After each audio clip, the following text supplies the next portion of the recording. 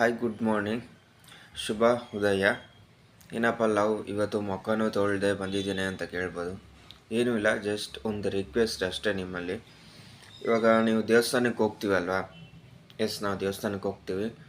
ದೇವಸ್ಥಾನಕ್ಕೆ ಹೋಗೋಕೆ ಮುಂಚೆ ಶಿವನ್ ನೋಡೋಕೆ ಮುಂಚೆ ಒಂದು ನಂದಿನ ನೋಡಬೇಕು ಅಂತ ಹೇಳ್ತಾರೆ. ಅದೇ ರೀತಿ ದೇವಸ್ಥಾನಕ್ಕೆ ಹೋಗೋಕೆ ಮುಂಚೆ ಆ ದಾರಿಯಲ್ಲಿ ಸಾಗುವ ಅಂದರೆ ನಾವು ಒಳಗಡೆ ಹೋಗ್ತೀವಲ್ಲ, ಆ ದಾರಿಯಲ್ಲಿ ಹೋಗುವಾಗ ಯಾರ್ಯಾರು ಅಲ್ಲಲ್ಲಿ ಇರ್ತಾರೆ ಅಂತ ನೀವು ನೋಡಿ, ಅವ್ರು ಎಷ್ಟು ಕಷ್ಟಪಡ್ತಾರೆ ಅಂತ ನೋಡಿ. ನಾನೇನು 10 ರೂಪಾಯಿ ಅಂದರೆ ನಮ್ಮ ಕೈಯಲ್ಲಿ ಇರೋದೆಲ್ಲ ಕೊಡಬೇಕು ಅಂತ ನಾನು ಕೇಳ್ತಾ ಇಲ್ಲ, ಕೊಟ್ಬಿಡ್ಬೇಕು ಅಂತ ನಾನು ಹೇಳ್ತಾ ಇಲ್ಲ. ಬಟ್ ನಮ್ಮ ಕೈಯಲ್ಲಿ ಎಷ್ಟಾಗುತ್ತೋ ಅಷ್ಟು ಹೆಲ್ಪ್ ಮಾಡ್ಬೋದು. ದೊಡ್ಡ ದೊಡ್ಡ ಟೆಂಪಲಲ್ಲಿ ಬರುತ್ತಲ್ಲ ಹಣ, ಸೊ ಅವ್ರಿಗೆ ಇಲ್ಲ ದೇವಸ್ಥಾನದವರೇ ಕೆಲಸ ಕೊಟ್ಟು ಕೆಲಸ ಮಾಡಿಸಿ ಅವ್ರಿಗೆ ಸ್ವತಃ ಊಟ ಹಾಕಿ ಅಲ್ಲೇನೂ ಇಡ್ಸ್ಕೊಬೋದು. ಬಾಗಿಲು